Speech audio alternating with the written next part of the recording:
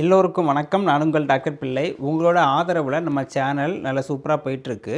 இன்னிலிருந்து பார்த்தீங்கன்னா உங்களுக்காக ஒரு புது செக்மெண்ட் நம்ம சேனலில் ஆரம்பிச்சிருக்கிறோம். அதுக்கு பேர் பார்த்தீங்கன்னா மருத்துவ நேர்காணல் நேரம்.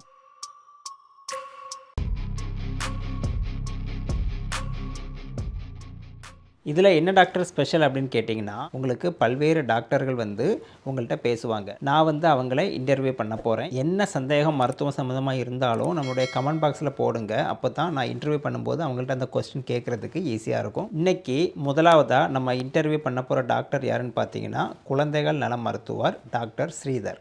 டாக்டர் ஸ்ரீதர் பார்த்திங்கன்னா குழந்தைகள் நல மருத்துவத்தில் பல வருடமாக பணிபுரிஞ்சிட்டு வராங்க. உங்களுக்கு குழந்தைகள் பிறப்பிலிருந்து குழந்தைகள் வளர்றது வரைக்கும் பல்வேறு விதமான நோய்கள் குழந்தைகளை தாக்குது இல்லையா? இது சம்மந்தமான உங்கள் மனசில் உள்ள கேள்விகளை இன்றைக்கி நான் அவங்கள்ட்ட கேட்க போகிறேன். அதுக்கு பதில் சொல்ல போகிறாங்க.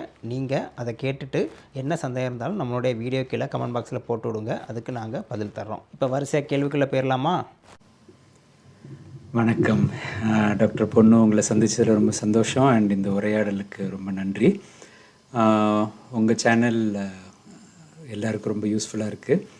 நானும் பேரண்ட்ஸுக்கு யூஸ்ஃபுல்லாக இன்ஃபர்மேஷன் ஏற்கனவே ஒரு சேனலில் ஸ்ரீதர் கேன்னு ஒரு சேனலில் போட்டுட்ருக்கேன். பட் அதில் மெயினாக இங்கிலீஷில் இருக்கிறதுனால இந்த சேனலில் தமிழில் பியூராக தமிழில் போடுற மாதிரி பிளான் பண்ணியிருக்கேன்.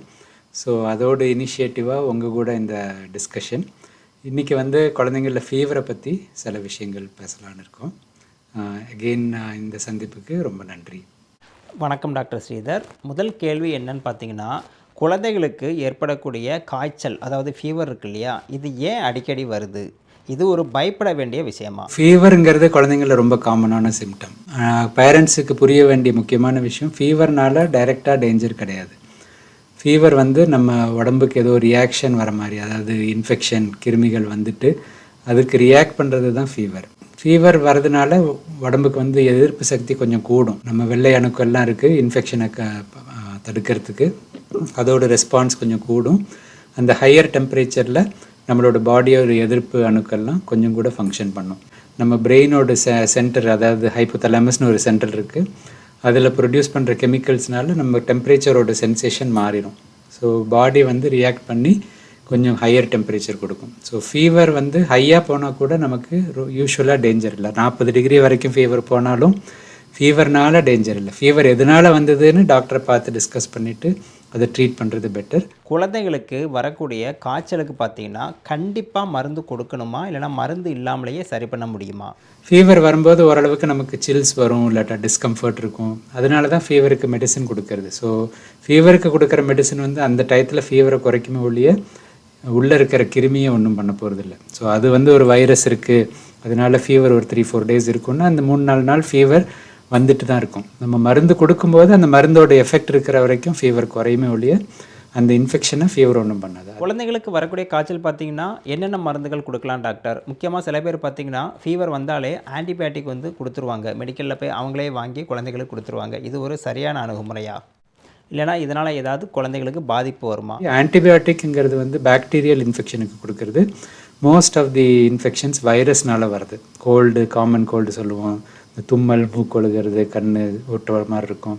ஸோ இந்த மாதிரி ஹெட்டேக்கு, ஃப்ளூன்னு சொல்லுவோம். இந்த மாதிரி சிம்டம்ஸ் வரும்போது மோஸ்ட்லி அது ஃபேமிலி மெம்பர்ஸ் எல்லாருக்கும் பரவும். இது வைரஸ்ன்னு சொல்லுவோம். வைரல் இன்ஃபெக்ஷனுக்கு ஆன்டிபயோட்டிக் ஒன்றும் ரோல் கிடையாது. அதனால் சில பேர் தானாகவே ஆன்டிபயோட்டிக் குழந்தைக்கு ஆரம்பித்தா தான் ஃபீவர் போகும் அந்த மாதிரி நினைக்கிறாங்க. அது கிடையாது. நான் 6 மாதத்துக்கு அப்புறம் உள்ள குழந்தைக்கு ஃபீவர் லேசாக இருக்குது, கோல்டு இருக்குதுன்னா நீங்கள் வீட்லேயே மேனேஜ் பண்ணலாம். டாக்டர்கிட்ட இமீடியட்டாக போகணுன்னு அவசியம் இல்லை. ஆனால் ஃபஸ்ட்டு ஒரு 3 மந்த்ஸில் கேர்ஃபுல்லாக இருக்கணும். உடனே டாக்டர்கிட்ட போய் காட்டுறது பெட்டர். குழந்தைகளுக்கு ஃபீவர் ஒரு லெவலுக்கு மேலே போகும்போது சீசர்னு சொல்லுவோம் இல்லையா, ஃபிட்ஸு, ஒரு வலிப்பு வருது டாக்டர். இது எதனால் வருது? இது ரொம்ப ஒரு டேஞ்சரான விஷயமா? சில பேர் பார்த்தீங்கன்னா வலிப்பு வரும்போது இரும்பு சாவியை கையில் கொடுக்குறாங்க. இது ஒரு சரியான விஷயந்தானா? அதை பற்றி சொல்லுங்கள் டாக்டர். ஃபீவர்னால பேரண்ட்ஸ் எதனால் பயப்படுறாங்கன்னா, சில குழந்தைங்களுக்கு ஃபிப்ரைல் சீஷர்னு வரும். ஃபீவர் வரும்போது நொடிப்புன்னு வரும். யூஸ்வலாக இது 6 மாதத்துக்கு அப்புறம் தான் ஆரம்பிக்கும். ஒரு 9 மாதம் 1 வயசு உள்ள குழந்தைங்களுக்கு தான் மேக்ஸிமம் ரிஸ்க்கு.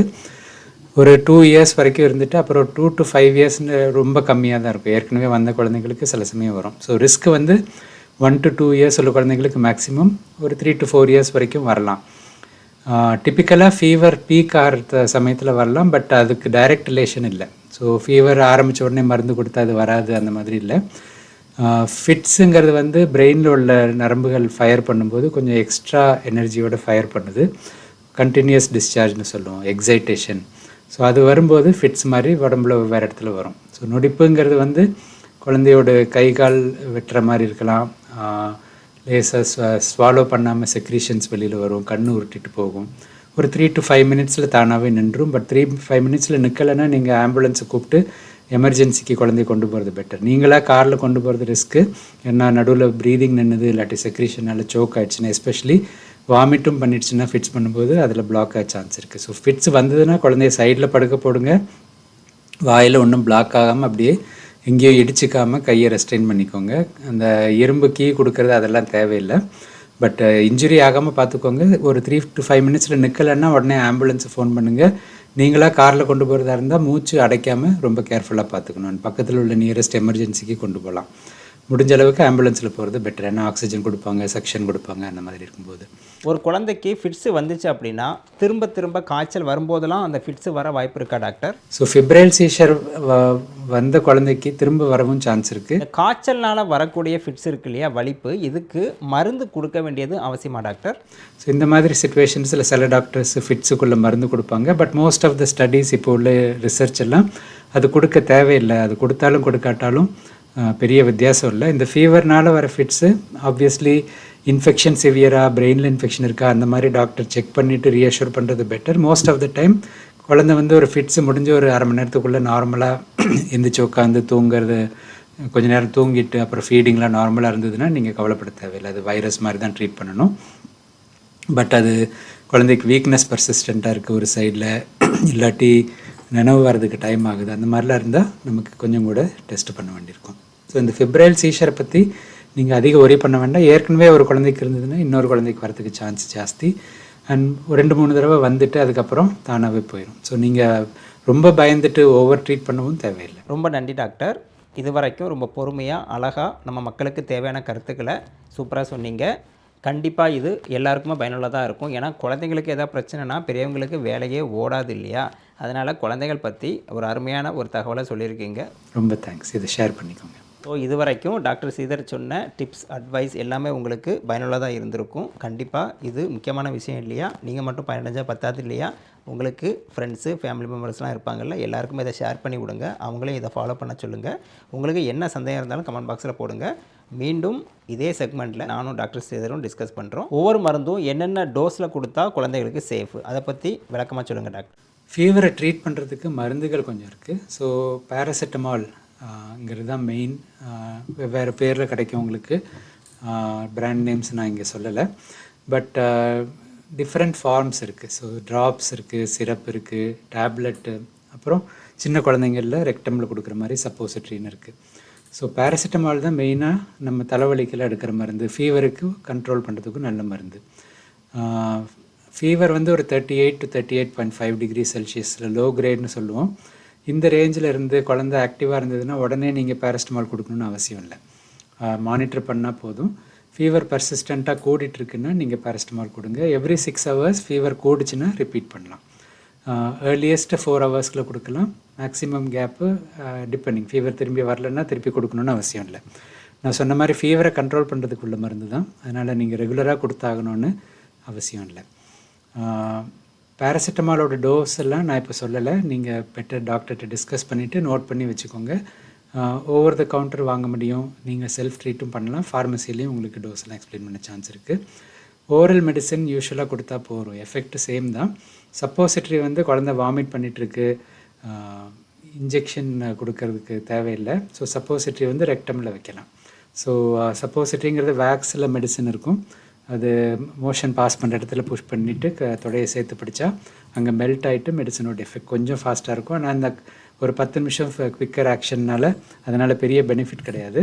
குழந்தைக்கு வந்து அங்கே மருந்து வைக்கிறது ரொம்ப நல்ல சென்சேஷன் ஒன்றும் கிடையாது. அதனால் ஓரல் மருந்து தான் ஃபஸ்ட்டு ப்ரிஃபரன்ஸ். குழந்தை தூங்கிட்டு இருக்கும்போது ஃபீவர் கூடுது, வாமிட்டிங் இருக்கும்போது ஃபீவர் இருக்குது, அந்த மாதிரி இருந்ததுன்னா நீங்கள் சப்போசிட்ரியாக வைக்கலாம்.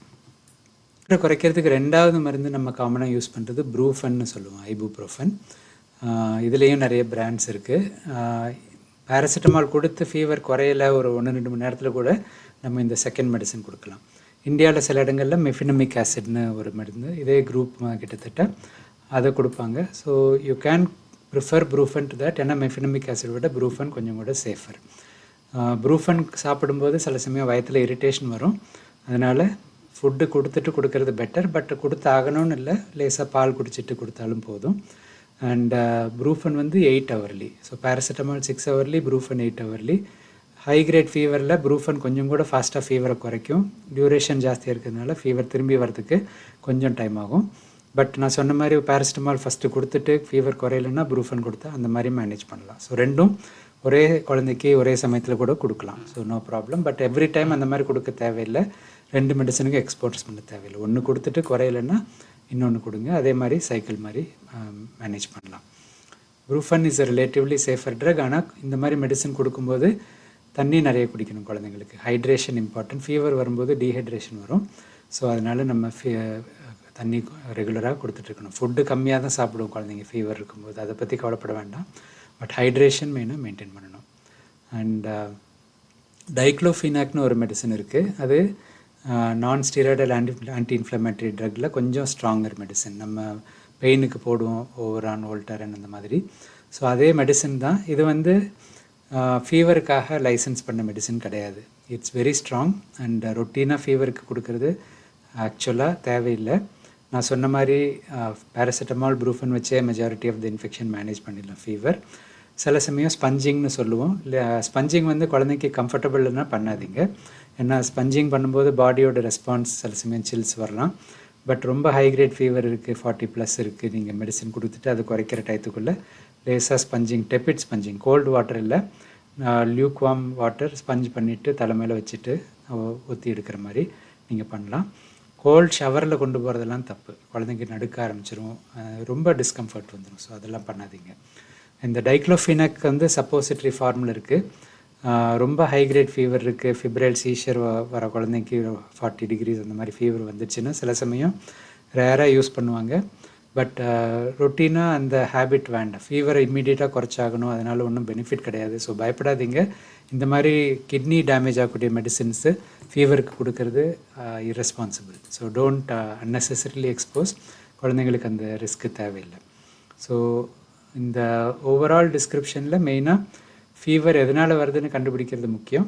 ஸோ ஃபீவர் மோஸ்ட்லி வைரல் இன்ஃபெக்ஷன்ஸ்னால வரும். ஆன்டிபயோட்டிக்ஸ் கொடுக்க தேவையில்லை இந்த மாதிரி இன்ஃபெக்ஷனுக்கு. ஃபீவரை குறைக்கிறது வந்து கம்ஃபர்ட் லெவலை கூட்டுறதுக்காக தான். ஃபீவர் குறைக்கிறதுனால இன்ஃபெக்ஷனுக்கு ஒன்றும் ஆக போகிறதில்ல. ஃபீவரை குறைக்காட்டி சீஷர்ஸ், அதாவது ஃபிட்ஸ் வருங்கிற பயமும் தேவையில்லை. இன்கேஸ் ஃபிட்ஸ் வந்தால் நீங்கள் ஃபஸ்ட் எய்டு தெரிஞ்சுட்டு அதை படி பண்ணால் போதும். ரொம்ப அக்ரெசிவாக ஃபீவரை மேனேஜ் பண்ணணுன்னு அவசியம் இல்லை. ஃபீவருக்குள்ள மெடிசனில் பேராசிட்டமால் சேஃபஸ்ட், ப்ரூஃபன் ஆட் பண்ணலாம், டைக்ளோஃபினாக், மெஃபினமிக் ஆசிட் இந்த மாதிரி மெடிசின்ஸ் முடிஞ்ச அளவுக்கு கம்மியாக கொடுங்க. ஹைட்ரேஷன் ரொம்ப இம்பார்ட்டண்ட், யூரின் அவுட்புட் ரொம்ப இம்பார்ட்டண்ட். இந்த இன்ஃபர்மேஷன்லாம் உங்களுக்கு ஹெல்ப் பண்ணணும்னு நினைக்கிறேன். ரொம்ப தேங்க்ஸ். இதை ஷேர் பண்ணிக்கோங்க.